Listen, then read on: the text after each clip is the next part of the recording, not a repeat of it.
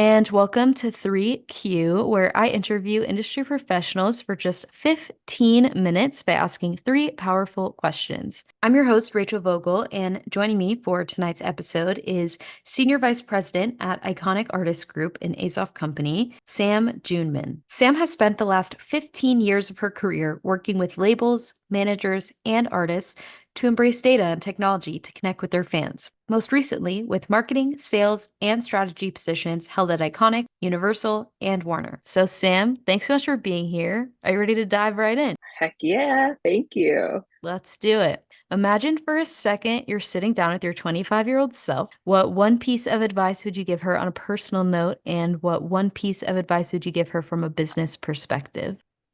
Love this question, especially because I had a crazy 25th year of life. On a personal note, I would say move to New York. Don't be scared.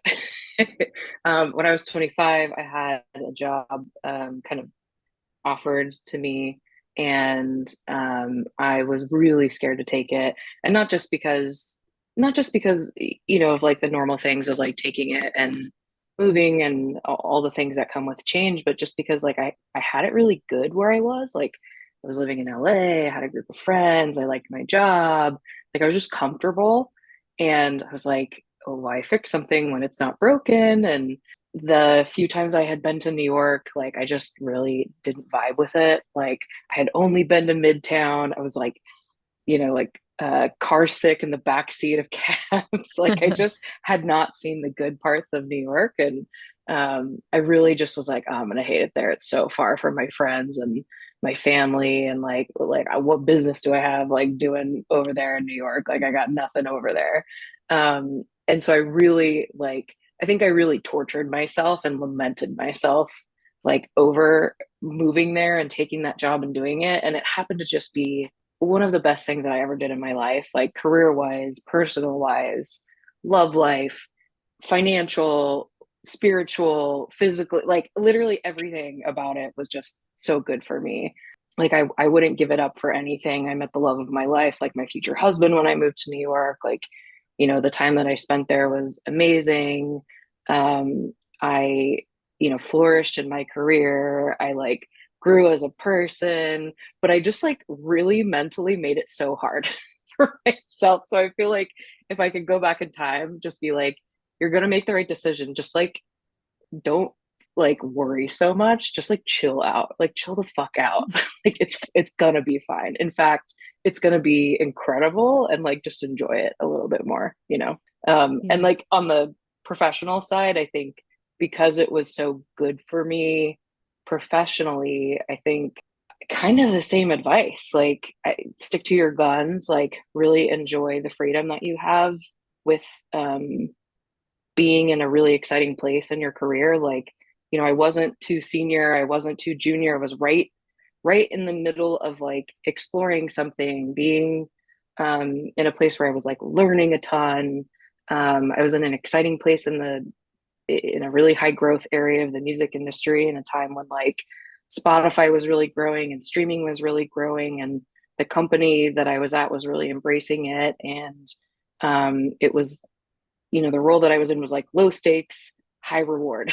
And so Hmm. like you really could just have so much fun with it. And I think in retrospect, I didn't really, you don't really realize those things like when you're in it. Like everything is just like you put so much pressure on yourself. And I wish I just had so much more fun with it. And you could probably apply that to so many things when you look back on anything in your life. But I wish I just worried less, enjoyed the moment a little bit more. Do you have any tips for people that are kind of at that stage right now on like managing how much pressure they put on themselves? Because even like I know I experience it. I'm sure you still experience it. Like Mm. it's just a Oh, yeah. constant thing. Yeah. I know, man. I still do. It's like easier said than done, right? Hmm. Um, I recently, and I say recently while I laugh because I should have been doing this a long time ago, but I started to really truly understand what meditation was. And I never really got into it because I used to tell myself I wasn't good at it, and I didn't really understand how it could work for me until this year. And I think understanding what meditation can be like for yourself in like a productive way has really been helpful. And like getting a good therapist is like one of the best things that you can do for yourself, even if you're in the best place in your life, even if like you walk into therapy once a week and you're like, I got nothing to talk about, it's still like very, very good for you. And I wish I had done that earlier in my life, but it helps your brain slow down. It helps you focus. It helps you be a lot more, I would say, intentional with your thoughts and intentional with like how you want to spend your time thinking throughout your day. And so if you wake up every day and you say, I have these things and these things and these things, and I really just want to make sure that I enjoy this thing that I get to do today, and I don't stress out about this, and I don't let this overshadow this. Even just the idea of like acknowledging that it's going to happen instead of trying to like push it out of your brain helps it Mhm. like slow down a little bit and makes it a little bit easier. It sounds easier than it is. I had to figure out how to do it while doing something else, like Mm. while working out or while washing the dishes or while walking my dog. That's what really helps me do it. Moving into the next question. Every Cool. industry has its dirty little secrets, and we all know that it's no different in the music industry. Sometimes people think that's a bad thing, but that's not always the case. Sometimes they can be good. What's one secret you would like to share with our listeners about the industry?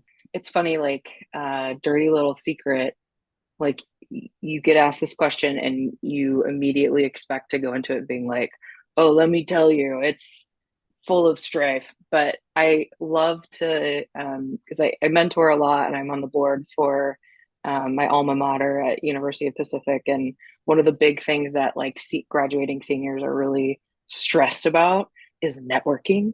And they're just like, it's like tattooed on their forehead and it's like a bad word to them because they're just like, oh, I have to network and I'm so stressed out about it and I don't know how to talk to people and this is like the thing I have to do but I don't want to do it. And the dirty little secret that I actually think is a good thing is that thing everyone tells you going into the industry is that networking is like number one. Like that's how you're going to get far in the industry. But what they don't tell you is that, at least for me, the networking that was the thing that brought the most joy to me and the thing that I got was the like true lasting friendships that I got from being in an industry that is so interconnected and so personal and an industry that you basically live and breathe in for so long. Like anyone that works in the industry knows that it's not clock in clock out. Like it is a lifestyle, it is a passion, it's a dedication, and you build these relationships with people that are not just friendships. It's almost like a soldier bond in a trench. Like That's you are so true. fighting, like Yeah. you are fighting for the same thing. Like you have a common enemy. Like you've been through the same shit. Like you've seen the same joys. You've experienced the same highs. You've experienced the same lows. You've lived through the same battles, and it's just a different bond. So like when I see people starting out in their career or just getting into the music industry and they're so stressed about networking, I think about like all of the like incredible memories I have of like meeting one of my best friends for the first time. And it was like a network thing. It was like, oh, let me go meet this digital marketer at this label that I work with for the first time. And, fast forward, they're like a groomsman in my wedding. And it's like, you really don't understand from the outside until you get into it that like you really dedicate your life to an industry like this, but you really get like the most incredible group of people out of it dedicated to you. And that's my dirty little secret, is that I just have like the most incredible community of people that I love so much, like love to death. And if anything, like all the strife, that you take from being in an industry that's so difficult on you, like physically, mentally, emotionally, spiritually, like you get that much out of it from the people that come with it for you. Mhm. And it's worth it like tenfold. So I feel like bouncing off of that too, a lot of people get stressed when they're networking and they're meeting new people and like maybe you don't hit it off right away, but sometimes like those long or slow burn relationships turn into the best ones, you know? You you'll can't love a force slow it, burn, but a like slow burn. Yeah. sometimes, you know, sometimes it just takes a minute. You're not Yeah. gonna like form the best connection of your life like at Yeah. one networking event.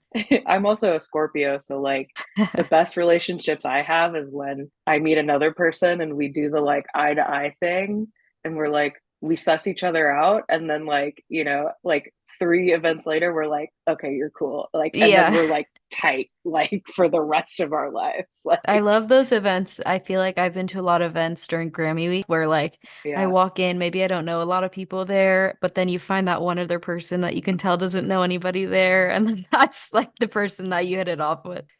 Yeah, you're like, Uh, we know each other. I'm gonna just yeah, okay, great, yeah, cool. We're gonna hang out. exactly. That's great.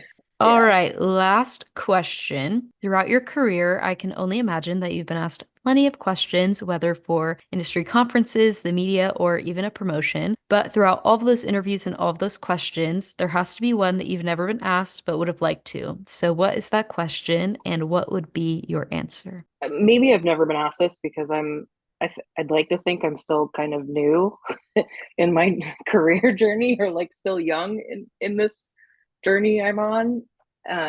But I think like I'd love to be asked like what kind of industry do you want to leave behind? Because I think a lot of questions I'm asked is like where do you want to go or like where do you want to be in 10 years or like what's your dream job or like who's Sam Juneman going to be and blah blah blah, which is like I never have the answer for that because who knows. Mhm. And I never have had the answer for it. But um, I do know that like I have a solid answer for what I want to look back on, and I do know that I want to leave a industry for the generation that's inheriting it from us. That is, self-sustaining, and it's an industry that's focused on sustaining its own members, as like a focused community that's not just an industry that connects people with other people, but it takes care of its own, and not just through like supporting its own members, but supporting like diversity within its own industry. And and what I mean by that is like music is such a conduit for like connection and inspiring other industries for innovation. It's used for like, connecting people as a common language or inspiring things like joy and love and healing, and it brings people together across the world, maybe with some aliens. Like it is just like a universal thing, right? And it does so much for everything outside of just music, but it does so little for protecting its own people, especially the tail end of the people who create the music. Mhm. The indie musicians, the tail end of the industry, that further a lot of it, like how like we do so little to preserve, that tail end of the people who create it. And I hope that I leave behind an industry where we protect our own community. And so like, things that I see right now, I hope are continued and are furthered and are growing, things that like support our own membership, like music cares, or like people who are creating music or creating a space for people to come together and create it and further their journey as artists. But then also, I mentioned, earlier, diversity. Like, it's not just supporting membership, but like supporting people joining and becoming and like being inclusive of everybody who is part of the community. So, like women in music, creating visibility and advocacy for diversity, but then also like the Black Music Action Coalition, like being an advocate for change and being an advocate for systemic change. Something that's close to my heart is Ramped, like, connecting recording artists and professionals who have disabilities with other people in the industry. And so I really hope that, the industry that I leave behind is like that much more supported and that much more connected. because we can't continue to further under other industries and use music as a conduit and a catalyst for other things in the world if it's not protecting and growing and being, a stable environment for itself. I've had to like repeat RuPaul over and over to myself a lot in the last couple of years of like you can't love somebody else if you don't love yourself. So like I kind of apply that to a lot. It's like the music industry can't inspire change in tech, and it can't inspire, change in the world if like we're not protecting our artists and our musicians and our music executives and the governmental policies that protect that. So we can't do all of those things if we're not protecting the industry that supports it. So Beautifully that's the said. industry I want to leave behind. Yeah. Love that. Well, Sam, it's about time we close out this episode, but thank you again so much for joining me.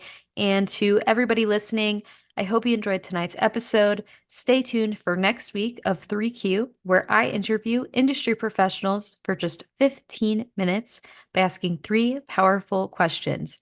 See you next time.